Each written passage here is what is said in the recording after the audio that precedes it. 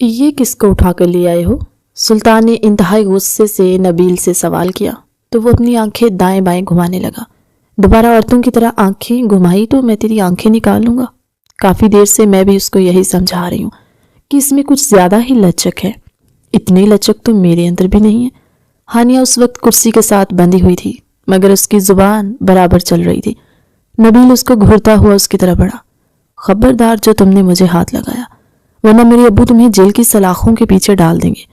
اس کی تیز چلتی ہوئی زبان کو دیکھ کر سلطان ہکا بکا ہو گیا تھا۔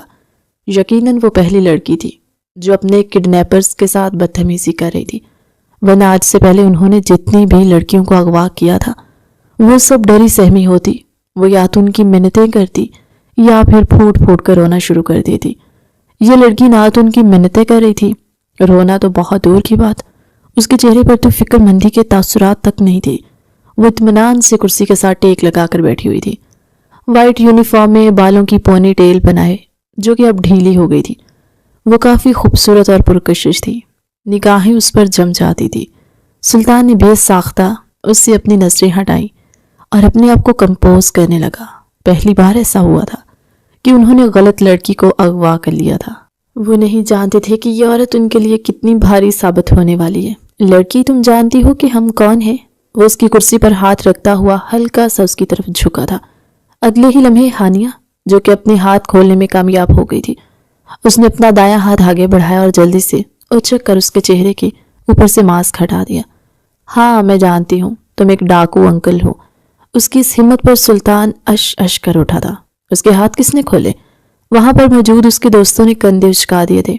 میری تو ہمت جواب دے چکی ہے، میری مانو تو اس کو واپس بھیج دو۔ اس نے اب ہمارا چہرہ دیکھ لیا ہے، مجھے نہیں لگتا کہ اس کو واپس بھیجنا خطرے سے خالی ہوگا۔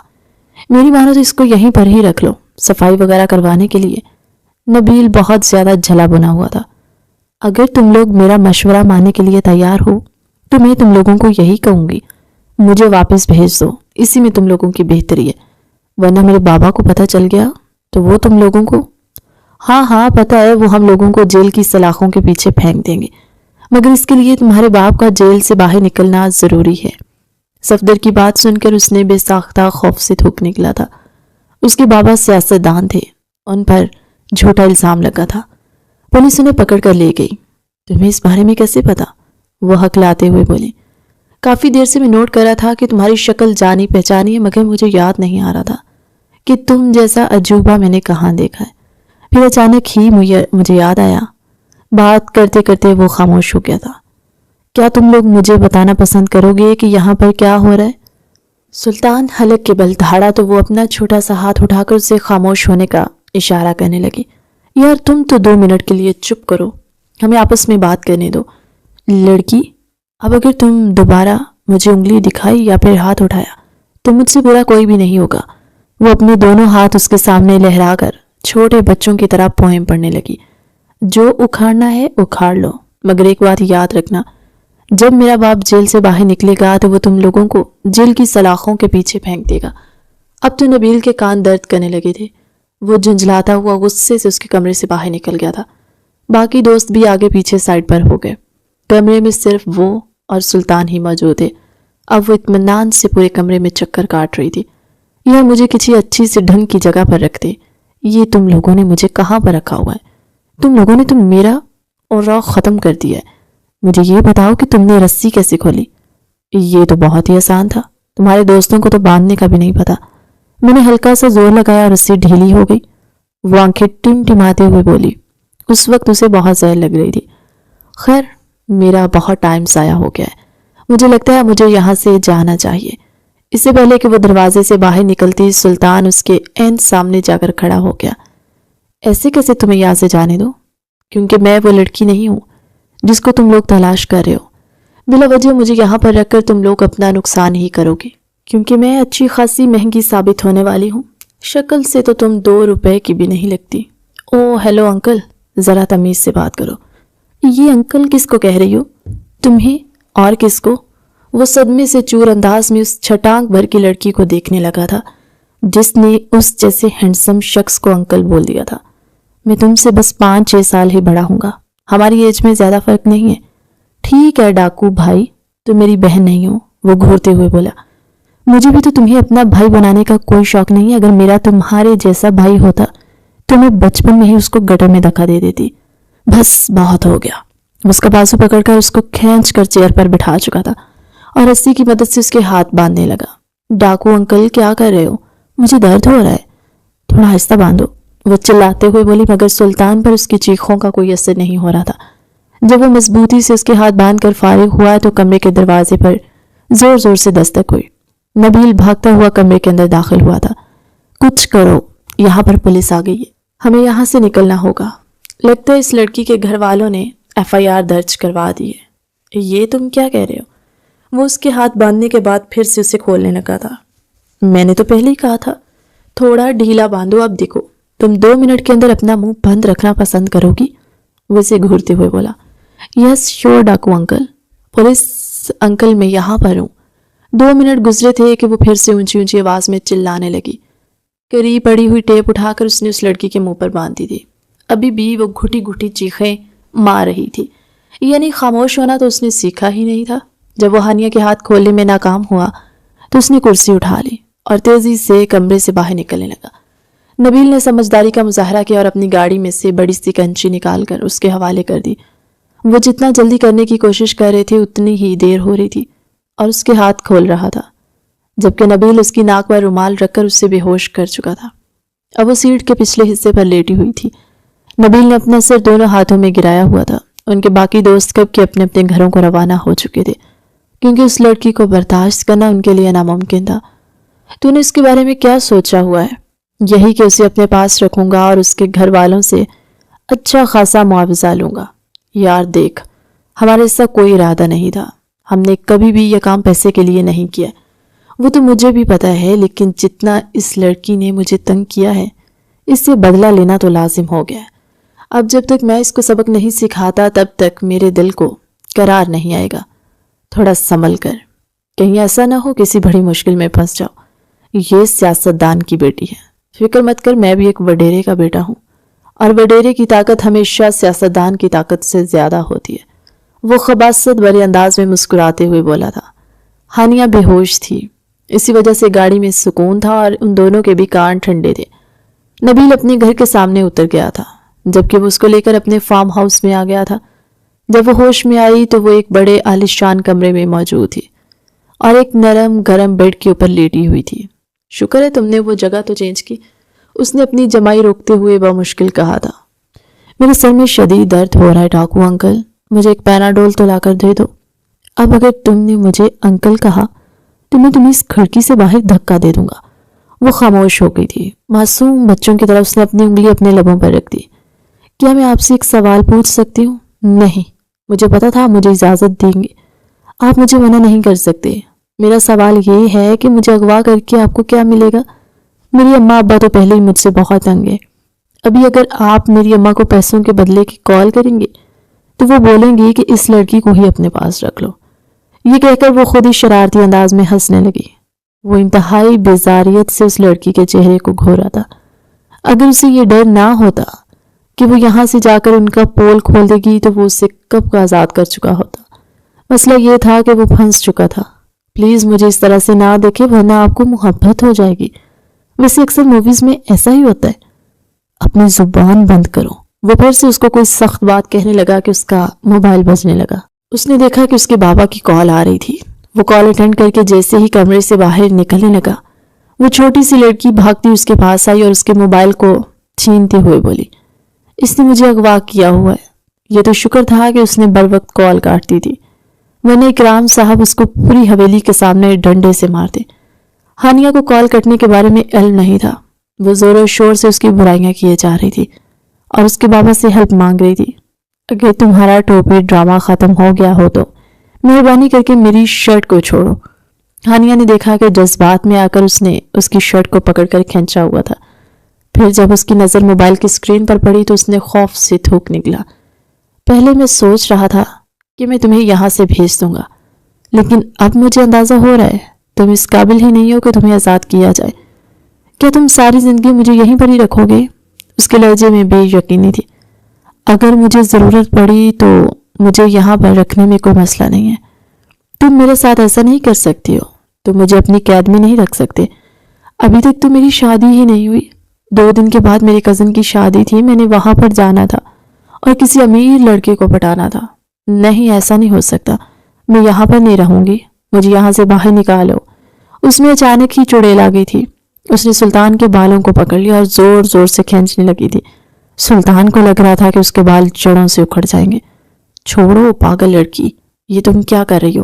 وحشی درندی، میرے بال چھوڑو۔ کیا مجھے گنجا کرنے کا ارادہ ہے؟ بڑی مشکل سے اس نے اس کے بازوؤں کو پکڑ کر اپنے کنٹرول میں کیا اور ایک جھٹکے سے اپنی جانب کھینچا۔ وہ اس کے دونوں ہاتھوں کو لاک کر چکا تھا۔ ہانیہ کی آنکھوں میں پہلی بار خوف پھیلا تھا۔ وہ اس کی گرفت میں بھی پانی کی مچھلی کی طرح پھڑپھڑا رہی تھی۔ وہ اس کے جذبات سے مکمل طور پر انجان ہو کر اس کی آنکھوں میں دیکھ کر غر آتے ہوئے بولا، اگر تم چاہتی ہو کہ میں تمہارے ساتھ برا پیش نہ آؤں تو اپنی اوقات میں رہو۔ وہ باہر جانے ہی لگا کہ ہانیہ نیچے بیٹھ گئی اور اس کی بائیں ٹانگ پکڑ لی۔ وہ زمین پر گرتے گرتے بچا تھا۔ یا میرے اللہ، کس چھوٹی بچی کو اغوا کر کے لے آئے کہ نبیل کا بچہ؟ میں چھوٹی بچی نہیں ہوں، پوری 19 سال کی ہوں۔ خبردار جو تم نے مجھے چھوٹی بچی کہا، وہ دانت کچکچاتے ہوئے بولے۔ کیا تمہیں مجھ سے ڈر نہیں لگتا؟ کیا تم یہ نہیں سوچتی کہ اگر تم نے میرے ساتھ بدتمیزی کی تو میں بہت برا پیش آ سکتا ہوں؟ وہ اس کی آنکھوں میں دیکھتے ہوئے اس سے سوال کر رہا تھا۔ چند لمحے تو وہ خاموش اس کے چہرے کو گھورتی رہی اور پھر نفی میں سر ہلا دیا۔ میں جانتی ہوں تم ایک اچھے انسان ہو ڈاکو انکل، تم مجھے نقصان نہیں پہنچاؤ گے۔ اگر تمہیں ایسا لگتا ہے تو یہ تمہاری سب سے بڑی غلط فہمی ہے۔ چھوڑے میری ٹانگ، مجھے باہر جانا ہے۔ صرف ایک شرط پر چھوڑوں گی، پہلے مجھے کھانا منگوا کر دو، مجھے بہت بھوک لگی ہوئی ہے۔ ایک برگر، ایک سمال سائز پیزا اور ساتھ کولڈ ڈرنک آرڈر کر دو۔ اگر ہو سکے تو پاستا بھی منگوا لینا، کیونکہ مجھے لیٹ نائٹ کریونگ بھی ہوتی ہے۔ رات کو تھوڑا سا لیٹ کھا لوں گی۔ وہ اپنے سارے دانتوں کی نمائش کرتے ہوئے بولتی۔ اس وقت وہ زہریلی ناگن معلوم ہو رہی تھی۔ ٹھیک ہے، میں منگواتا ہوں۔ نہیں، تم میرے سامنے آرڈر کرو گے، ورنہ میں تمہیں یہاں سے باہر نہیں جانے دوں گی۔ وہ لڑکی تو واقعی میں اس کے گلے پڑ گئی تھی اور ڈھول بن کر بجنے لگی تھی۔ کیا تمہارے پاس فوڈ پانڈا نہیں ہے؟ یا تم کتنے بورنگ انسان ہو، کتنی عجیب و غریب ایپس رکھی ہوئی ہیں تم نے۔ یا زندگی کا اصل مزہ صرف اور صرف اچھی خوراک کھانے میں؟ وہ اب اس کو بوڑھی عورتوں کی طرح مشورے دے رہی تھی۔ پہلے محترمہ نے اس کے موبائل پر فوڈ پانڈا انسٹال کیا اور پھر اس کے بعد کھانا آرڈر کیا تھا۔ کیا اب میں یہاں سے جا سکتا ہوں؟ ابھی نہیں، پہلے میرا کھانا آنے دو، اس کے بعد یہاں سے جانا۔ اپنے کسی ملازم کو بولو کہ وہ دروازے پر جا کر کھڑا ہو جائے، دیر نہ کرے، مجھے بہت بھوک لگ رہی ہے۔ وہ اپنے پیٹ پر ہاتھ پھیرتی ہوئی انتہائی معصومیت سے بولی تھی۔ پتہ نہیں کون سی وہ نحوست بھری گھڑی تھی جب میں نے اس لڑکی کو اغوا کرنے کا فیصلہ کیا تھا۔ کوئی بات نہیں، اس کی وجہ سے میرا فائدہ ہو گیا، کم از کم آج باہر کا کھانا کھانے کا موقع تو ملے گا۔ اماں نے تو میری پاکٹ منی ہی بند کی ہوئی تھی۔ کیا میں تمہیں بتاؤں کہ اس کی وجہ کیا تھی؟ نہیں، تم مجھے نہ ہی بتاؤ، تم مہربانی کر کے اپنا منہ بند رکھو، میرے لیے اتنا ہی کافی ہے۔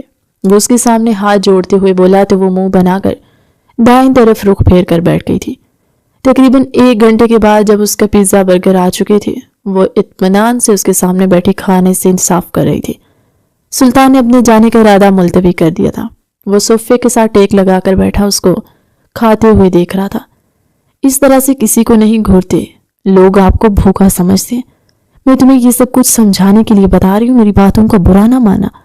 کل کو جب تم باہر جاؤ گے، میری ماں، مجھے پتا ہے، میں تو یہ دیکھ کر حیران ہو رہا ہوں کہ اس طرح سے تو میں کبھی کسی بھوکے کتے کو بھی کھاتے ہوئے نہیں دیکھا جس طرح سے تم کھا رہی ہو۔ اس کا نوالا حلق میں اٹک گیا۔ اس کے انداز میں بے یقینی تھی۔ یعنی تم نے مجھے؟ ہاں، جو تم سوچ رہی ہو وہ ویسا ہی ہے۔ میں جا رہا ہوں۔ یہاں پر کسی بھی قسم کا تماشا نہ کرنا۔ حویلی کے پچھلے حصے میں نے کالے کتے باندھے ہوئے، اگر تم نے وہاں سے چھلانگ مارنے کی کوشش کی تو پھر سے اوپر چلی جاؤ گی۔ تمہاری زندگی تمہارے اپنے ہاتھوں میں ہے۔ حویلی کے سامنے والے حصے میں گارڈز موجود ہیں۔ میں نے ان کو حکم دیا اگر تم نے ان سے بدتمیزی کی یا ان کی بات ماننے سے انکار کیا تو وہ تمہارے متھے پر فائر کریں گے۔ ہانیہ نے خوف سے تھوک نکلا تھا، مگر وہ دنیا آسانی سے ہار ماننے والوں میں سے نہیں تھی۔ اس وقت اس نے ہاں میں گردن ہلا دی۔ وہ بھی کمرے سے باہر نکل گیا۔ اس کا ارادہ اپنے کمرے میں جا کر ریسٹ کرنے کا تھا، کیونکہ آج کا دن بہت زیادہ ہیکٹک تھا۔ وہ تھک چکا تھا۔ وہ چاہتا تھا اپنے بستر پر گرے اور گہری نیند سو جائے۔ کھانا کھانے کے بعد اس نے چاروں اطراف نگاہیں دہرائی۔ کمرے کی کھڑکی کھلی ہوئی تھی۔ اس نے نیچے جھانکا تو دور دور تک اسے کوئی بھی کتا نظر نہیں آیا۔ اس نے مجھے بیوقوف سمجھا ہوا ہے۔ اس کو لگتا ہے کہ میں ان معصوم لڑکیوں کی طرح اس کی باتوں میں آ جاؤں گی۔ اس نے بیڈ کی چادر کھینچ کر اتاری تھی اور پردے بھی کھینچ لیے، ان کو مضبوطی سے باندھ رہی تھی۔ یہ سب کچھ اس نے صرف فلموں اور ڈراموں میں دیکھا تھا۔ اندر ہی اندر وہ ڈر بھی رہی تھی، کیونکہ اگر یہ گانٹھ کھل جاتی تو اس کا موئے موئے ہو جاتا۔ کتوں کے ہاتھ لگنے سے پہلے وہ اوپر پہنچ جاتی۔ آیت الکرسی کا ورد کرتے ہوئے وہ آہستہ آہستہ نیچے اترنے لگی۔ جیسے ہی اس نے زمین پر قدم رکھا اسے لگا اسے نئی زندگی کی نوید مل گئی۔ حویلی کی اس جانی بنی دیوار کافی چھوٹی تھی، وہ آسانی سے دیوار پھلانگ سکتی تھی۔ ابھی وہ انہی سوچوں میں ہی گم تھی کہ اسے کتے کے بھونکنے کی آواز سنائی دی۔ پہلے تو اسے لگا تھا کہ اس کے کانوں نے کچھ غلط سن لیا۔ جب اس نے پلٹ کر دیکھا تو وہاں پر ایک بڑا سا کالے رنگ کا کتا کھڑا تھا۔ اس کی اور کتے کے قد میں زیادہ فرق نہیں تھا۔ یہ دیکھ کر اس کی ہوا ٹائٹ ہونے لگی۔ آلتو جلالتو، اس نے اونچی اونچی آواز میں ورد کرنا شروع کر دیا۔ اگلے ہی پل وہ اونچی آواز میں چیخیں مار رہی تھی۔ اس کی چیخیں سن کر اپنے کمرے میں لیٹا ہوا سلطان بھی ہڑبڑا کر اٹھ گیا۔ اس نے کھڑکی میں جا کر دیکھا تو وہ محترمہ وہاں پر موجود بیڑی کے اوپر چڑھی ہوئی تھی اور نیچے ہی کتے کھڑے بھونک رہے تھے۔ یہ دیکھ کر اس کے لبوں پر دھیمی سی مسکراہٹ پھیل گئی۔ یہ بات تو طے تھی کہ اس لڑکی کا الٹا کام کیے بغیر گزارا نہیں ہوتا تھا۔ جب وہ نیچے گیا تو اسے دیکھ کر کتے سائڈ پر ہونے لگے۔ ان کو بولو مجھ سے دور ہو جائے، مجھے ان سے ڈر لگ رہا ہے۔ وہ بازو لپیٹ کر غصے سے اس کو گھورا تھا۔ میں نے تمہیں کیا سمجھایا تھا؟ دیکھو اگر میری یادداشت اتنی ہی اچھی ہوتی تو میں 19 سال کی عمر میں سیکنڈ ایئر میں نہ ہوتی، میرا یونیورسٹی میں ایڈمیشن ہو چکا ہوتا اور میرا 3rd سیمسٹر سٹارٹ ہوتا۔ یہ سن کر اسے پتہ چل گیا تھا کہ محترمہ پڑھائی میں بھی کافی نالائق ہے۔ ایک شرط پر، انہیں تم سے دور کروں گا۔ میں تمہاری ہر طرح کی شرط ماننے کے لیے تیار ہوں۔ دوبارہ تم ایسی کوئی بھی حرکت سر انجام نہیں دو گی، کیونکہ اگلی بار میں تمہیں بچانے کے لیے نہیں آؤں گا۔ ٹھیک ہے، مجھے منظور ہے۔ اس نے سیڑھی بجائی تو کتے پھر سے اپنے گھروں میں جا کر بیٹھ گئے۔ وہ آہستہ آہستہ نیچے اتری۔ اسی وقت ایک کتا درخت کے پیچھے سے نکلا تو وہ اچھل کر سلطان سے لپٹ گئی۔ اس نے سلطان کے کالرز کو مضبوطی سے اپنے ہاتھوں میں جکڑا ہوا تھا۔ اس کا چہرہ بھی سلطان کے چہرے کے بے حد نزدیک تھا۔ کتا دوبارہ بھونکا تو وہ اس کے مزید قریب ہو گئی۔ اس کی دھڑکنوں کی نرمی سلطان کو اچھی سے محسوس ہوئی تھی۔ اس کی سانسیں بھی بھاری ہوئی تھی، مگر ہانیہ کو کوئی ہوش نہیں تھا۔ سلطان نے خود ہی ہمت کی اور اسے زمین پر اتارا۔ کتا وہاں سے جا چکا تھا۔ اس نے سلطان کے بازو ابھی بھی مضبوطی سے پکڑے ہوئے تھے۔ دوبارہ مجھے ہاتھ مت لگانا، ورنہ مجھ سے برا کوئی بھی نہیں ہوگا۔ یا میرے اللہ، اس میں اچانک سے کیسے مولویوں کی روح آ گئی ہے؟ مجھے بھی تمہیں ہاتھ لگانے کا کوئی شوق نہیں ہے۔ اوئے ڈاکو انکل، میری بازو، مجھے کوئی ایسی ویسی لڑکی مت سمجھنا، میں بس تھوڑی سی ڈر گئی تھی، وہ منمناتے ہوئے بولی۔ سلطان اسے اپنے کمرے میں لے کر آ گیا تھا، کیونکہ محترمہ کو اکیلے سوتے ہوئے ڈر لگ رہا تھا۔ رات تقریباً 12 بجے کا وقت تھا جب وہ تکیے اٹھا کر پھر سے اس کے کمرے کے دروازے کے سامنے موجود تھی۔ سلطان کو تو حیرت ہو رہی تھی کہ آخر یہ کس طرح کی لڑکی ہے جس کو سلطان سے بالکل بھی ڈر نہیں لگ رہا۔ مجھے اپنی نیند پوری کرنی ہے، یہاں سے دفع ہو جاؤ۔ ٹھیک ہے، پھر میں جا کر پولیس کو کال کر کے بتا دوں گی کہ تم نے مجھے اغوا کیا تھا۔ میں تمہارا خون پی جاؤں گا، کوئی فائدہ نہیں ہوگا کیونکہ میرا خون کڑوا ہے۔ وہ پھر سے سلطان کو اپنی بدتیزی دکھانے لگی۔ وہ تھوڑا سا سائیڈ ہوا تو وہ چلتی ہوئی اس کے کمرے میں داخل ہو گئی تھی۔ واو یار، تمہارا کمرہ تو بہت پیارا ہے۔ تم نے مجھے اتنے گندے اور بورنگ کمرے میں رکھا ہوا تھا۔ چپ کرو اور کاؤچ پر جا کر سو جاؤ۔ میں وہاں پر کیوں سوؤں؟ میں یہاں پر سوں گی۔ اس نے بیڈ کی طرف اشارہ کیا تھا۔ میرے صبر کا پیمانہ لبریز ہو گیا تو تم اپنے پیدا ہونے پر پچھتاؤ گی۔ وہ 2 قدم اس کی طرف بڑھا تو وہ 4 قدم پیچھے کی طرف ہٹ کر کھڑی ہو گئی تھی۔ ارے ڈاکو انکل، آپ تو ویسے ہی غصہ کر جاتے، میں تو مذاق کر رہی تھی۔ یہ کہتی ہوئی وہ کاؤچ پر جا کر لیٹ گئی۔ سلطان کے خراٹوں کی آواز کمرے میں گونج رہی تھی۔ اس نے بے ساختہ پہلو بدلا۔ نیند اس کی آنکھوں سے کوسوں دور تھی۔ اسے سمجھ نہیں آ رہا تھا کہ وہ کیا کرے۔ اس کے دماغ میں اگلے دنوں میں ہونے والے ٹیسٹ گھوم رہے تھے۔ کل اس کا فزکس کا ٹیسٹ تھا اور پرسوں کیمسٹری کا۔ یا میرے اللہ، میں کیا کروں؟ وہ ایک جھٹکے سے اپنی جگہ پر اٹھی اور زور زور سے چلاتے ہوئے بولی۔ سلطان بھی ہڑبڑا کر اٹھ بیٹھا۔ کیوں کر رہی ہو ایسا؟ آخر میں نے تمہارا کیا بگاڑا ہے؟ وہ رونے والا ہو گیا تھا۔ ایک تو اس لڑکی کے ڈرامے ہی ختم نہیں ہو رہے تھے۔ تھوڑی سی دیر گزری تھی کہ وہ پھر سے اپنی جگہ پر جا کر لیٹ گیا۔ اب کی بار اس کے کمر میں درد ہونے لگا تھا۔ دیکھو تو کتنا ظالم ڈاکو ہے، خود آرام سے بیڈ پر سویا ہوا ہے اور مجھے اپنی مہمان کو اس نے تختے جیسے کاؤچ پر لٹایا۔ وہ اٹھی اور چھوٹے چھوٹے قدم اٹھاتی اس کے بیڈ کی طرف بڑھنے لگی۔ بہت ہی احتیاط سے اس نے کوشن کی ایک دیوار بنائی۔ یہ ان دونوں کے درمیان ایک لائن کھینچی گئی تھی۔ اس نے اپنے آپ کو سمجھایا تھا کہ وہ لائن کراس نہیں کرے گی۔ وہ یہ اس وجہ سے سمجھا رہی تھی کیونکہ رات کو سونے کے بعد اسے کوئی ہوش نہیں رہتا تھا، وہ نیند میں بے قابو ہو جاتی۔ نرم گرم بیڈ پر لیٹتے ہی نیند اس پر مہربان ہو گئی، مگر اس کے ساتھ ہی سلطان کی بربادی شروع ہو گئی۔ پہلی لات زور سے اس کے پیٹ پر آ کر لگی۔ وہ گو کی آواز نکالتا ہوا اٹھ کر بیٹھ گیا۔ اپنے پہلو میں دیکھا تو وہ لڑکی کوشن کے اوپر ایک ٹانگ رکھے اور دوسری ٹانگ کو اس کے پیٹ پر مار کر پھر سے گہری نیند کی وادیوں میں چلی گئی۔ یہ یہاں پر کیسے آ گئی؟ تھوڑی سی شرم ہوتی ہے، تھوڑی سی حیا ہوتی ہے، مگر یہ لڑکی کیا جانے گی وہ کیا ہوتی ہے۔ اللہ تعالیٰ اس کے گھر والوں پر اور اس کے ہونے والے شوہر پر رحم کرے۔ وہ اٹھنے ہی لگا تھا کہ اس نے پھر سے اپنی لات سلطان کو ماری، لیکن اس بار لات نازک جگہ پر لگی۔ وہ تو ٹھیک طرح سے چلا بھی نہیں پایا تھا، بیڈ سے نیچے گر گیا۔ تکلیف کے مارے اس کا برا حال تھا۔ دل ہی دل میں وہ اس کو گالیوں سے نواز رہا تھا اور پھر اگلے چند ہی لمحوں میں وہ اس کی جگہ کاؤچ پر لیٹا ہوا تھا۔ صبح جب وہ سو کر اٹھی تو وہ کمرے میں کہیں بھی موجود نہیں تھا۔ بھوک سے اس کی حالت خراب ہونے لگی تھی۔ مجھے ناشتہ دو، مجھے ناشتہ دو کی گردان کے ساتھ وہ سیڑھیاں اترتے ہوئے نیچے آئی۔ تمہارے صاحب کہاں پر ہیں؟ وہ کچن میں موجود ہیں، اپنے لیے ناشتہ بنا رہے ہیں۔ واو، آج اس کے ہاتھ کا ناشتہ کھاتی ہوں، اپنے آپ سے کہتی وہ تیزی سے کچن میں داخل ہوئی تھی۔ ہیلو ڈاکو انکل، کیسے ہو تم؟ مجھے ڈاکو کہہ کر مت پکارا کرو، میرے پاس تم سے زیادہ پیسہ ہے۔ اچھا میں آپ کو انکل تو کہہ سکتی ہوں نا، وہ شرارتی انداز میں بولی تھی۔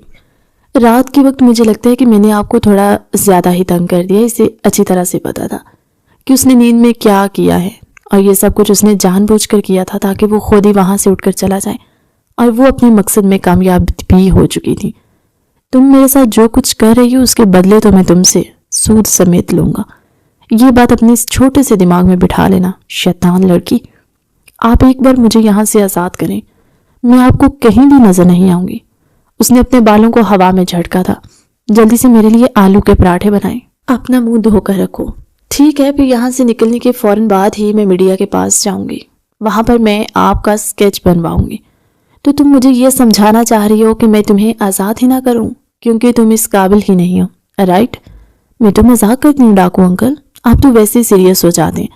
آپ پیچھے ہٹے، میں آپ کے لیے آلو کے پراٹھے بناتی ہوں، وہ پرجوش ہو کر بولی۔ کیا تمہیں کوکنگ آتی ہے؟ اس نے مشکوک انداز میں اس کے چہرے کی طرف دیکھا۔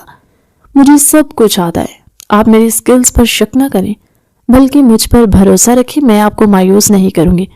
اس نے بائیں آنکھ مارتے ہوئے شرارتی انداز میں کہا تو وہ کرسی پر جا کر بیٹھ گیا، لیکن اگلے ہی لمحے چیخ کر آواز سن کر وہ پھر سے بھاگا ہوا کچن میں داخل ہوا۔ آملیٹ والے برتن کو آگ لگی ہوئی تھی اور وہ آگ باہر کی طرف لپک رہی تھی۔ ہانیہ تھوڑے ہی فاصلے پر کھڑی خوف سے تھر تھر کانپ رہی تھی۔ جو آلو ابلنے کے لیے رکھے تھے وہ ہاتھ لگنے کی وجہ سے شیلف پر گر گئے اور گرم پانی فرش پر پھیل گیا تھا۔ باقی پراٹھے کے لیے اس نے جو آٹا گوندا ہوا تھا وہ شیڈ کی طرح پھیلا ہوا تھا اور کچھ اس کے کپڑوں اور کچھ اس کے بالوں کے ساتھ چمٹا تھا۔ یہ تم نے کیا کیا؟ وہ کراتے ہوئے بولا۔ میں نے کچھ بھی نہیں کیا، ساری غلطی ان چیزوں کی ہے، اس نے منمناتے ہوئے جواب دیا تھا۔ چلو میرے ساتھ۔ وہ اس کا بازو پکڑ کر اسے گھسیٹتے ہوئے کچن سے باہر لے آیا اور پھر اس کے بعد وہ حویلی سے باہر نکل گیا تھا۔ اگر تم چاہتی ہو کہ میں تمہیں اگلی بار کسی کھائی سے دھکا نہ دوں تو اپنی زبان بند رکھنا اور میرے سامنے کسی کو بھی مت بتانا، ورنہ یعنی آپ مجھے آزاد کہہ رہے ہیں؟ آپ سوچ بھی نہیں سکتے میں کتنی خوش پرجوش ہوں گی۔ وہ ایک دم سے اس کے گلے لگ گئی تھی، لیکن اپنی غلطی کا احساس ہونے پر فوراً سے اسے دور ہوئی۔ آپ کے ساتھ ایک دن گزارا لیکن یہ مجھے ساری زندگی یاد رہے گا، مجھے بھی نہیں بھولے گا، فکر مت کرو۔ میں تمہیں تمہارے گھر چھوڑنے کے لیے جا رہا ہوں، لیکن اس سے پہلے مجھے اپنی سیکیورٹی کا بھی تو بندوبست کرنا ہے۔ کہیں ایسا تو نہیں کہ آپ کوئی ایگریمنٹ سائن کروانے والے ہیں یا پھر اسٹیمپ پیپر؟ مجھے یہ سب کچھ سائن کرنے کا بچپن سے ہی بہت شوق تھا۔ آپ نے وہ انگلش مووی دیکھی ہوں گی، اپنی زبان کو لگام دو۔ اس نے گاڑی نبیل کے گھر کے سامنے روکی تھی۔ ان دنوں نبیل کے گھر والے لندن گئے ہوئے تھے کیونکہ اس کی بہن کے گھر بیٹا پیدا ہوا تھا۔ وہ پاکستان میں ہی رکا ہوا تھا کیونکہ اپنے دوستوں کے ساتھ مل کر اس نے یہ کارنامہ سر انجام دینا تھا۔ اس کا ایک قریبی دوست تھا جس پر وومن کالج کی ایک لڑکی نے جھوٹا الزام لگایا تھا۔ ان کا دوست جیل چلا گیا تھا۔ جب ان کے دوست کے باپ کو پتہ چلا تو اس نے اپنے بیٹے کی مدد کرنے سے انکار کر دیا۔ وہ سب دوست مل کر اس لڑکی کو اغوا کر کے اس سے کیس واپس لینے کی بات کرنا چاہتے تھے۔ وہ اس کو ڈرانا دھمکانا چاہتے تھے، لیکن نبیل نے اپنی بے وقوفی کا مظاہرہ کیا اور اس کی جگہ ہانیہ کو کڈنیپ کر لیا، جو سیاستدان کی بیٹی تھی۔ ایک ہی رات میں سلطان کے ہوش اڑ گئے تھے۔ آخر وہ اتنا شرارتی کیسے ہو سکتے ہیں؟ وہ یہ سوچ کر رہ گیا تھا۔ نبیل کے گھر میں مولوی موجود تھا اور باقی سب دوست بھی آ چکے تھے۔ کیا یہاں پر کسی کا نکاح ہونے والا ہے؟ اس نے مسکراتے ہوئے پوچھا۔ ہاں، ہم دونوں کا نکاح ہونے والا ہے۔ یہ الفاظ نہیں تھے بلکہ بم تھا جو ہانیہ کے سر کے اوپر آ گرا تھا۔ تم میرے ساتھ مذاق کر رہے ہو؟ بالکل بھی نہیں۔ اسے صوفے پر لے جا کر بٹھایا گیا۔ نبیل اب کی بار اس کو کینہ توز نظروں سے گھور رہا تھا۔ پہلی بار ہانیہ کی آنکھوں میں خوف کے مارے آنسو آئے تھے، لیکن وہاں پر موجود کسی بھی شخص کو کوئی فرق نہیں پڑ رہا تھا۔ میں تم سے وعدہ کرتی ہوں، مجھے تمہارے وعدوں پر یقین نہیں ہے۔ اگر تم نے کسی کے سامنے زبان کھولی تو پھر میں تمہارے ماما بابا کو اس نکاح کے بارے میں بتا دوں گا۔ کیا تم ساری زندگی اسی طرح سے ہی مجھے اپنی غلام بنا کر رکھنا چاہتے ہو؟ وہ اونچی آواز میں دھاڑی تھی۔ فی الحال میں نے اس بارے میں کچھ بھی نہیں سوچا، اور ہاں، اپنی آواز آہستہ رکھو۔ ہماری خاندان کی عورتیں اونچی آواز میں بات نہیں کرتی۔ میں تمہارے خاندان کی عورت نہیں ہوں۔ بہت جلدی بن جاؤ گی۔ میں نے یہ نکاح نہیں کرنا۔ اس نے یہ کہا ہی تھا کہ نبیل نے اس کے سر پر پسٹل رکھ دی۔ یہ الگ بات تھی کہ اس پسٹل میں پانی بھرا ہوا تھا۔ اس کے کانفیڈنس پر باقی دوست اش اش کر اٹھے نے۔ سلطان کی تو اپنی ہنسی دبانا مشکل ہو گیا، جبکہ ہانیہ اس پسٹل کو دیکھ کر بہت ڈر گئی تھی۔ ڈرتے ڈرتے اس نے ہاں کر دیا اور نکاح نامے پر سائن کر دیے۔ جب وہ سلطان کے ساتھ باہر نکل رہی تھی تو اس کا خون غصے سے کھول رہا تھا۔ اس انسان سے تو میں ایسا بدلہ لوں گی کہ یہ ساری زندگی یاد رکھے گا، مگر کیسے؟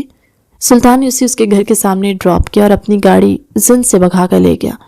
جب وہ گھر کے اندر داخل ہوئی تو وہ گہری خاموشی نے اس کا استقبال کیا۔ ساری حویلی والے گہری نیند کی وادیوں میں ڈوبے ہوئے تھے۔ وہاں پر تو یہ سسٹم تھا کہ اگر وہ ایک رات کے لیے گھر واپس نہ آتی تو کسی کو کوئی فرق بھی نہیں پڑتا، اور یہی باتیں ہانیہ کو بھی غصہ دلاتی تھی۔ اس کے ساتھ کیا کچھ ہو چکا تھا، مگر کسی کو بھی کانوں کان خبر نہیں تھی، اور نہ ہی کسی نے خبر لینے کی کوشش کی تھی۔ دوپہر 2 بجے کا وقت تھا جب اس کا موبائل بجا۔ ایک انجان نمبر سے میسج آیا تھا۔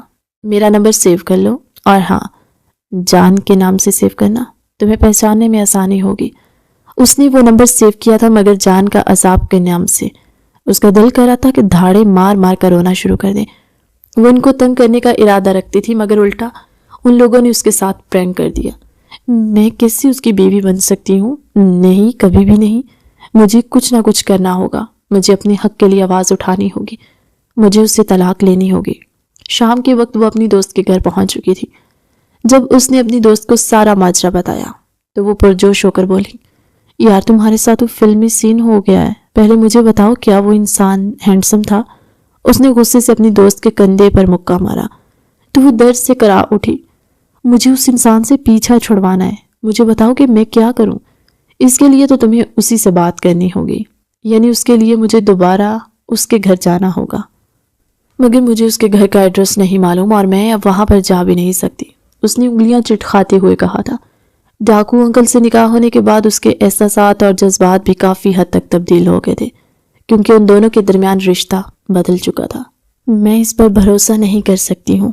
واہ، جب وہ تمہارے لیے نامحرم تھا تب تم نے اس پر اتنا بھروسہ کر لیا کہ تم اس کے کمرے میں سونے کے لیے چلی گئی، اور اب جب وہ تمہارا محرم بن گیا تو تم محترمہ کے لیے اس پر بھروسہ کرنا مشکل ہو گیا۔ میں اب تمہیں کیا کہوں؟ نمرت چڑھتے ہوئے بولی تھی۔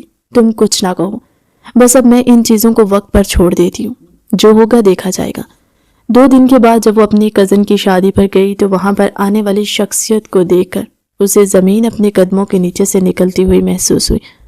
نبیل تو اپنے دانتوں کی نمائش کرتے ہوئے اس کے قریب آیا اور پرجوش انداز میں کہا تھا، السلام علیکم بھابھی، کیسی ہیں آپ؟ چپ کر جاؤ ورنہ گلا دبا دوں گی، اس نے خوف سے اپنے چاروں طرف دیکھتے ہوئے کہا تھا۔ خدا کا شکر تھا کہ اس کے خاندان کا کوئی بھی فرد اس کے قریب نہیں تھا۔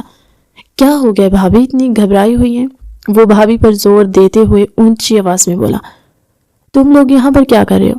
ہمارے یار کی شادی ہے، ہم نہیں آئیں گے تو کون آئے گا؟ خیر یہ سوال تو مجھے آپ سے کرنا چاہیے۔ اس کی آنکھوں میں ابھی تک شرارت ناچ رہی تھی۔ وہ وہاں سے جانے ہی لگی کہ سلطان کی بھاری آواز سن کر اس کے قدم زمین پر جم گئے تھے۔ رکو، مجھے تم سے بات کرنی ہے۔ نبیل تم یہاں سے جاؤ۔ جی جی ضرور بھائی صاحب، میں یہاں پر تم سے بات۔ وہ اس کا بازو پکڑ کر سائڈ پر لے کر چلا گیا تھا۔ میں نے تمہیں تقریباً 10 کالز کی ہیں اور تم نے میری ایک بھی کال کا جواب نہیں دیا، کیوں؟ اس کا لہجہ کافی عجیب تھا اور اس کی آنکھیں بھی لو دیتی ہوئی تھی۔ ایک دن اور ایک رات میں کتنا کچھ تبدیل ہو گیا تھا، اور یہ وہ سوچ کر رہ گئی تھی۔ سلطان نے اس کی آنکھوں کے سامنے چٹکی بجائی تو وہ جلدی سے ہوش کی دنیا میں واپس آئی۔ وہ میں مصروف تھی، جب میں تمہیں کال کروں تو اپنی مصروفیت کو سائڈ پر رکھ دیا کرو بیگم صاحبہ۔ وہ اس کی کمر پر ہاتھ ڈال کر خود کے نزدیک کرتے ہوئے بولا تھا۔ اب کی بار تو ہانیہ کے جذبات بھی بھڑکنے لگے تھے۔ اس کے لیے خود پر کنٹرول کرنا مشکل ہو گیا تھا۔ ایک تو اس کی عمر بھی 19 سال تھی، وہ جوانی کے جوبن پر تھی۔ اس کے لال ہوتے ہوئے چہرے کو دیکھ کر وہ تھوڑا سا محفوظ ہوا، اور پھر اگلے پل وہ گستاخی کرتے ہوئے اس کی دھڑکنوں کے ساتھ چھیڑخانی کرنے لگا۔ وہ اس سے خائف ہوتی ہوئی تیزی سے پیچھے کی طرف ہٹی اور دیوار کے ساتھ کھڑی ہو کر گہرے گہرے سانس بھرنے لگی تھی۔ آپ ایک بہت ہی بدتمیز انسان ہیں، مجھے آپ سے کوئی بھی بات نہیں کرنی۔ یہ کہہ کر وہ پل بھر میں وہاں سے رفو چکر ہو گئی تھی، جبکہ وہ اس کی پشت کو گھور کر رہ گیا تھا۔ اب تم کچھ بھی کر لو، مجھ سے دور نہیں جا سکتی۔ تمہاری ساری راہیں مجھ سے شروع ہو کر مجھ پر ہی ختم ہوگی پیاری لڑکی۔ وہ اس کے پیچھے پیچھے مہمانوں میں آ کر کھڑا ہو گیا تھا۔ تب اسے پتا چلا کہ وہ اس کے بابا کے دوست کی بیٹی ہے۔ اب اسے کوئی ٹینشن بھی نہیں تھی، کیونکہ وہ جانتا تھا وہ اس کے بارے میں کبھی بھی اپنے گھر والوں کو نہیں بتائے گی۔ دوسری طرف ہانیہ یہ سوچ سوچ کر پریشان ہو رہی تھی کہ اگر اس کے شوہر نے اس کے بابا کو اس کے کرتوتوں کے بارے میں بتا دیا، وہ تو خاندان میں کسی کو منہ دکھانے کے قابل نہیں رہے گی۔ پہلے بھی اس کی شرارتوں کی وجہ سے سب رشتہ دار اس کی ماں کو برا بھلا کہتے، پھر تو وہ اس کے کردار پر بھی الزام لگائیں گے۔ یہی سوچ سوچ کر وہ دن رات ہلکان ہوتی رہتی۔ ایڈونچرز کے چکر میں اس نے ہمیشہ ہی اپنے پاؤں پر کلہاڑی ماری تھی، لیکن اس بار تو یہ کلہاڑی بھی نہیں تھی، یہ تو بہت بڑا کلہاڑا تھا۔ جب تک وہ اس ایونٹ میں رہے تھے تب تک اسے اپنے چہرے پر کسی کی نظروں کی تپش محسوس ہوتی رہی تھی۔ وہ آنکھیں بند کر کے یہ بات کہنے کے لیے تیار تھی، یہ کہ اس کے شوہر کے علاوہ اور کوئی بھی نہیں ہو سکتا۔ وہ جہاں کہیں بھی جاتی، سلطان بوتل کے جن کی طرح وہاں پر حاضر ہو جاتا تھا اور فرصت سے اس کو دیکھنے لگتا۔ اگلے 2 دن بھی اسی طرح سے گزرے تھے۔ جہاں پر بھی سلطان کو موقع ملتا وہ اس کا راستہ روک لیتا اور پھر سے وہ گستاخیاں کرتا۔ یہ بات سچ تھی، جب اس نے پہلی بار اس لڑکی کو دیکھا تھا تبھی اس کے دل کی ایک بیٹ مس ہوئی تھی۔ وہ پہلی ہی نظر میں اس کو پسند کر بیٹھا تھا۔ ایسا نہیں تھا کہ اس نے پہلے خوبصورت لڑکیاں نہیں دیکھی تھی، مگر ہانیہ میں کچھ خاص تھا۔ وہ اسے چاہ کر بھی نگاہیں ہٹا نہیں پا رہا تھا، اور پھر اس کی حرکتیں، اس کی معصومیت، ان سب نے مل کر سلطان کے دل کو گھائل کر دیا، اور اب وہ اسے ہر قیمت پر حاصل کرنا چاہتا تھا۔ اگلے چند دنوں میں ہانیہ بھی اپنی سٹڈیز میں مصروف ہو گئی۔ یہ الگ بات تھی کہ اس کا دھیان ہر وقت سلطان کی طرف لگا رہتا۔ وہ کبھی بھی اس کو ملنے کے لیے بلا لیتا۔ ایک دن تو حد ہی ہو گئی تھی۔ رات تقریباً 11 بجے کا وقت تھا۔ وہ اسٹڈی ٹیبل پر بیٹھی اپنے نوٹس بنا رہی تھی جب اس کا موبائل بجا۔ پہلے اس کے دل میں آیا کہ وہ اپنا موبائل سوئچ آف کر دے، مگر کچھ سوچ کر اس نے میسج کھولا۔ میں تمہارے گھر کے پچھلی گلی میں کھڑا ہوں، ابھی اور اسی وقت وہاں پر آؤ، میں تمہارا انتظار کر رہا ہوں۔ یہ دیکھ کر اسے زمین اپنے قدموں کے نیچے سے نکلتی ہوئی محسوس ہوئی۔ رات کے 11 بجے وہ کیسے حویلی سے باہر جا سکتی تھی؟ اس کی دادی کو پتہ چل جاتا تو وہ اس کی ٹانگیں توڑ کر گھر پر بٹھا لیتی۔ اس نے تیزی سے نفی میں سر ہلایا۔ وہ میسج ٹائپ کرنے ہی لگی کہ سلطان کا دھمکی بھرا میسج موصول ہوا۔ اگر تم وہاں پر نہ آئی تو میں تمہارے گھر آ جاؤں گا، اور اگر کسی نے دیکھ لیا تو میں بتا دوں گا کہ میں اپنی بیوی سے ملنے کے لیے آیا۔ وہ دل ہی دل میں اس کو گالیاں دیتی ہوئی اٹھی تھی، چادر سے اپنے آپ کو چھپایا اور حویلی کے پچھلے دروازے سے باہر نکل گئی۔ سلطان کی گاڑی پچھلی گلی میں کھڑی تھی۔ وہ تیزی سے فرنٹ سیٹ پر جا کر بیٹھی اور گہرے گہرے سانس لینے لگی۔ سلطان نے پانی کی بوتل اس کی طرف بڑھائی، جسے وہ ایک ہی گھونٹ میں پی گئی۔ اپنے چہرے پر اس کی نظروں کی تپش کو محسوس کرتے ہوئے اس کا دل دھڑکنے لگا۔ تم لیٹ ہو چھوٹی لڑکی، وہ جذبات سے چور لہجے میں بولا تھا۔ اس کی آنکھیں کچھ اور ہی کہہ رہی تھی جنہیں وہ سمجھ کر انجان بن رہی تھی۔ سلطان کا رویہ وقت گزرنے کے ساتھ ساتھ بہت جان لیوا ہوتا جا رہا تھا۔ وہ حویلی سے نکلنے میں تھوڑی سی دیر ہو گئی۔ آئی ایم سوری، اس نے کپ کپاتے ہوئے لہجے میں کہا۔ میرے نزدیک غلطی کی معافی نہیں ہوتی بلکہ غلطی کی سزا ہوتی ہے۔ کس طرح کی سزا؟ اس نے آنکھیں پھیلا کر خوف سے پوچھا۔ سلطان نے آہستگی سے ہانیہ کی نازک گردن میں اپنے ہاتھ ڈالے اور آہستگی سے اسے اپنی طرف کھینچا۔ ہانیہ کا سانس اس کے سینے میں اٹک کر رہ گیا تھا اور اس نے غیر ارادی طور پر اپنی آنکھیں موند لی۔ سلطان کی قربت ہمیشہ ہی اس کے حواس پر حاوی ہو جاتی۔ وہ ہولے ہولے اس کے ہونٹ چوم رہا تھا۔ ہانیہ نے اس کے کالر جھکڑ لیے۔ گاڑی اس وقت اندھیرے میں ڈوبی، گلی سنسان تھی۔ اس کو چومنے کے بعد سلطان نے اسے نہایت نرمی سے ہانیہ کو اپنی گود میں بٹھا لیا۔ یہ صرف ایک اور اسے زور سے گلے سے لگایا۔ اس نے اپنا سر ہانیہ کے کندھے پر ٹکا دیا اور اس کی مہک کو اپنے اندر اتار لیا۔ ہانیہ، اس نے سرگوشی کی۔ اس کی آواز اتنی دھیمی تھی کہ وہ مشکل خود ہی سن پایا۔ پلیز سلطان، وہ ہولے سے بڑبڑائی۔ اس کے احتجاج کو کوئی بھی اہمیت نہیں دی گئی۔ جیسے جیسے وقت گزرتا چلا گیا تھا وہ اس میں ڈوبتا چلا جا رہا تھا۔ اس کے ہاتھ کبھی اس چھوٹی لڑکی کی کمر پر حرکت کرتے تو کبھی اس کی دھڑکنوں کو تھام لیتا، کبھی وہ سسکیاں بھرتی، کبھی خود کو اس میں چھپانے کی کوشش کرتی۔ اس انسان کی قربت بہت ہی جان لیوا۔ وہ صرف یہیں پر نہیں رکا تھا بلکہ اس کے بعد وہ اسے اپنی حویلی میں لے کر گیا۔ جب وہ اس کے ساتھ اس کے کمرے میں داخل ہوئی تو اس کی حالت بہت غیر ہو چکی تھی۔ اس کی آنکھوں میں آنسو پھیلے ہوئے تھے۔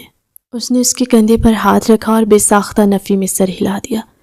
تمہاری قربت میرے ذہن پر سوار ہو گئی ہے، مجھے تمہارے علاوہ کچھ اور نظر ہی نہیں آ رہا۔ وہ اس کے ہونٹوں کو اپنے انگوٹھے کی مدد سے مسلتے ہوئے بولا۔ ایک بار پھر سے اس کو اپنی گود میں بٹھا کر اس پر اپنی محبت لوٹانے لگا تھا۔ جب ہانیہ کی ہمت جواب دے گئی تو اس نے زور سے سلطان کے سینے پر ہاتھ رکھ کر اسے خود سے دور کیا تھا۔ میں ابھی سب کے لیے ذہنی طور پر تیار نہیں ہوں اور نہ ہی اس رشتے کے بارے میں میرے گھر والوں کو معلوم ہے۔ یہ کہہ کر وہ چھوٹے بچوں کی طرح پھوٹ پھوٹ کر رونے لگی۔ اسے اس طرح سے روتا ہوا دیکھ کر وہ بہت پریشان ہوا۔ کیا ہوا ہے؟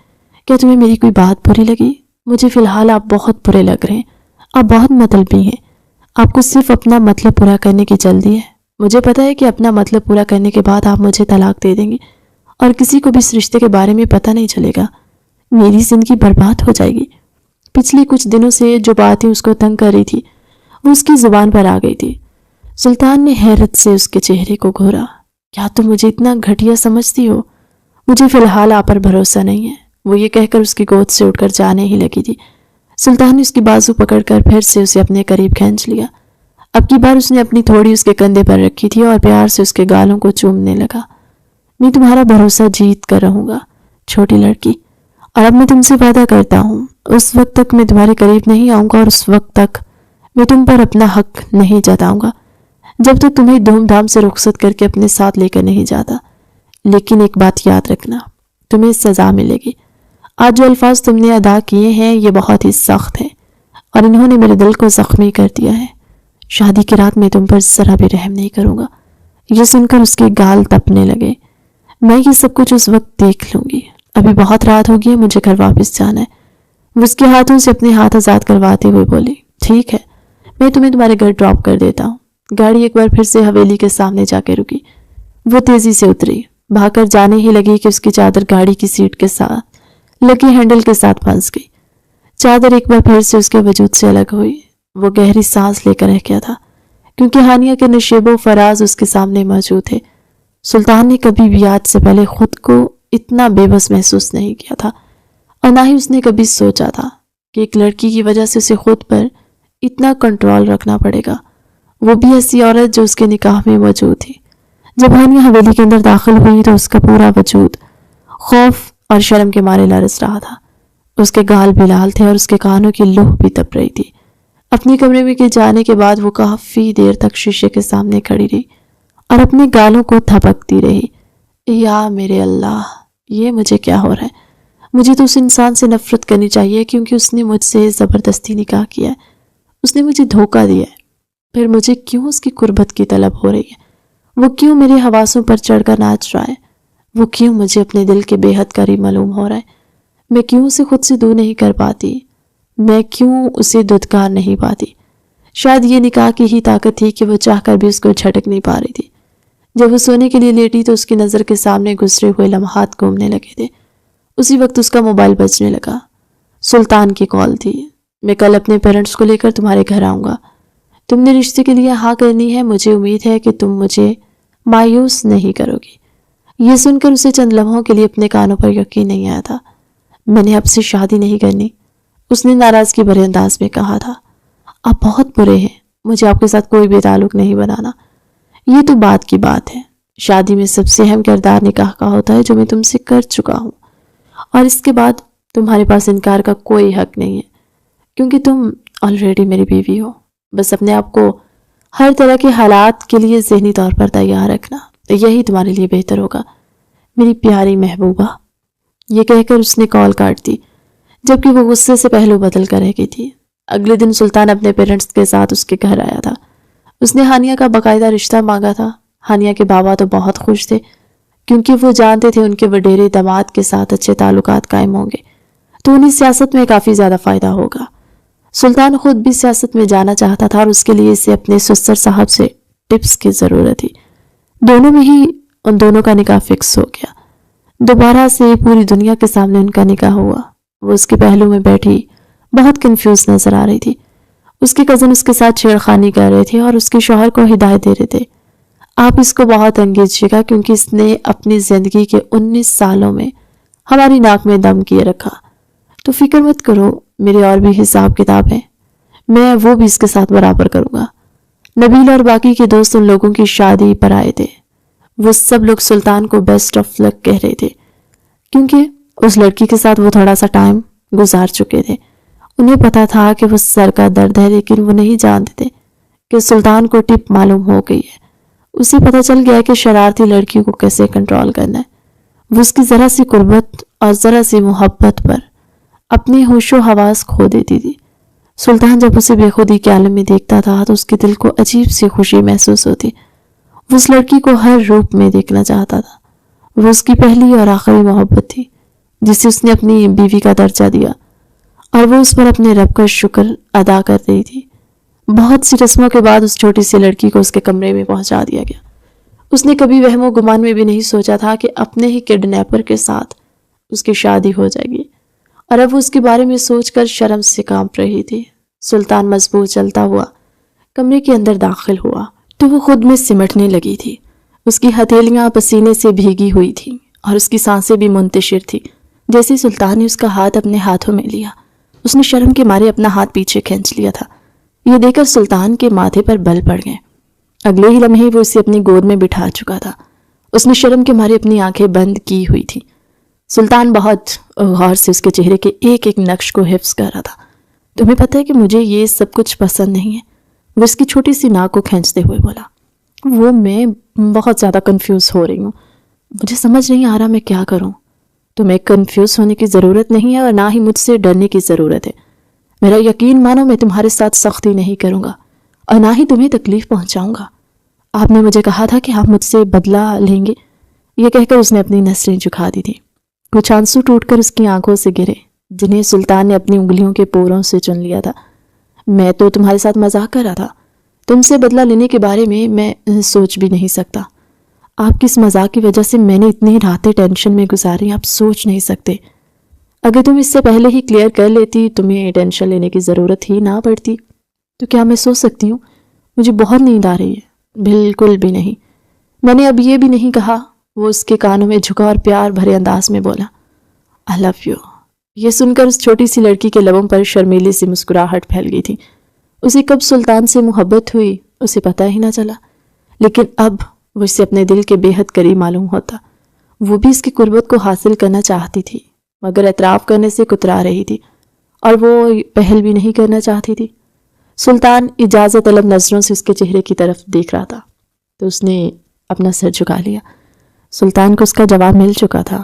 وہ اس کی کمر پر ہاتھ رکھتا ہوا اس کے ہونٹوں کو اپنے قابو میں کر چکا تھا۔ جیسے جیسے وقت سرکتا چلا جا رہا تھا وہ اس کو قطرہ قطرہ اپنے اندر اتارتا چلا جا رہا تھا۔ جب ہانیہ کی سانس اکھڑنے لگی تو اس نے جھٹ سے اپنی آنکھیں کھولی تھی۔ اس کا چہرہ ہانیہ کے چہرے کے بے حد قریب تھا۔ ہانیہ نے بے ساختہ اس کے ہونٹوں پر ہاتھ پھیرا اور پھر اگلے پل وہ اس کے چہرے کو اپنے گرفت میں لیتی خود اس کے چہرے پر جھکی تھی۔ یہ اس کی طرف سے پہل تھی جس پر سلطان مسرور ہونے لگا۔ اس کے اندر جذبات مزید بھڑکنے لگے تھے۔ پسندیدہ عورت اس کے نام ہو چکی تھی، وہ مکمل طور پر اس کی دسترس میں تھی۔ یہ خیال سکون پہنچا دینے والا تھا۔ اس کا دل کر رہا تھا کہ وقت یہیں پر تھم جائے اور بہت بے تحاشا پیار کرتا رہے۔ ہانیہ جب اس کے چومنے کے بعد اس سے دور ہٹی تو وہ شرٹ اتارنے لگا۔ اب اس کے سینے کے گھنے بال صاف واضح ہو رہے تھے۔ ہانیہ نے شرم کے مارے اپنی آنکھیں بند کر لی تھی۔ اس کی سانسیں پھر سے بے قابو ہونے لگی۔ اس شخص کے سکس پیک صاف نظر آ رہے تھے جن کو دیکھ کر ہانیہ اپنے اوپر کنٹرول کھو رہی تھی۔ اس کے دل میں شدت سے یہ خواہش آئی تھی کہ وہ ان کو ہاتھ لگائے۔ اگلے ہی لمحے ان پر اپنے ہاتھ پھیرنے لگی تھی۔ سلطان اپنے جذبات سے چور انداز میں اس کے دونوں ہاتھوں کو پکڑے، ان کو اپنے ہاتھ میں پھنسا کر اس کے سر کے ساتھ لگا دیا۔ اب تمہارے پاس فرار کا کوئی راستہ نہیں ہے چھوٹی سی لڑکی۔ اب وہ وقت آ گیا جب تم نے ہمیشہ کے لیے میرا ہو جانا ہے۔ تم کبھی بھی مجھ سے دور نہیں جا پاؤ گی اور نہ ہی کبھی اپنی ذات کے اوپر سے میری محبت کے نقش مٹا پاؤ گی۔ میں تمہیں اپنے نام کروں گا۔ مجھے ڈر لگ رہا ہے، اس نے لرزتے ہوئے لہجے میں کہا۔ میں ذرا بھی درد نہیں دوں گا، یہ کہہ کر وہ اپنے لبوں سے پیار سے اس کے گالوں کو چومنے لگا تھا۔ اگلے لمحے وہ اس کے گالوں کو ہلکا ہلکا کاٹنا شروع ہوا۔ ایک سسکی ہانیہ کے لبوں سے نکلی جسے سن کر وہ مزید بے چین ہو گیا تھا۔ اب اس کی قمیض کو اس کے وجود سے الگ کر رہا تھا۔ ہانیہ بری طرح سے سٹ پٹا گئی تھی۔ پلیز مجھے سنبھلنے کے لیے تھوڑا سا وقت دیں۔ اب سنبھلنے کے لیے نہیں، مجھے قبول کرنے کا وقت آ گیا ہے، وہ اسے اپنے سینے سے لگاتے ہوئے بولا۔ ہانیہ خود کو اس کے اندر چھپانے کی کوششیں کر رہی تھی۔ ان دونوں کے جسم ایک دوسرے کے ساتھ ٹچ ہو رہے تھے۔ ہانیہ کی سانسیں بری طرح سے منتشر تھیں۔ جیسے جیسے رات سرکتی چلی جا رہی تھی وہ دونوں ایک دوسرے میں ڈوبتے چلے جا رہے تھے۔ صبح جب وہ سو کر اٹھی تو اس کے پہلو میں ہی لیٹا ہوا وہ اس کو دیکھ کر دھیمے سے انداز میں مسکرا دیا۔ اس سے پہلے کہ وہ اس کو پکڑتا وہ بھاگ کر واش روم میں گھس گئی تھی۔ بعد میں اس کی کزنیں اس کو تنگ کر رہی تھی اور وہ مسکراتے ہوئے ان تمام سوالات کے جواب دے رہی تھی۔ ایسا نہیں تھا کہ شادی کے بعد اس نے شرارتیں ختم کر دی، وہ ابھی بھی پہلے کی طرح شرارتی تھی، لیکن سلطان کو پتہ چل گیا تھا کہ اس کو کیسے کنٹرول کرنا ہے۔ سلطان اس کے ساتھ چھوٹی سی گستاخی کرتا اور محترمہ پگھل جاتی۔ 1 سال کے بعد اللہ تعالیٰ نے ان دونوں کو ایک پیارے سے بیٹے سے نوازا۔ جس طرح سے ان کی زندگی مکمل ہو گئی تھی، نبیل آج بھی ان دونوں کو تنگ کرتا۔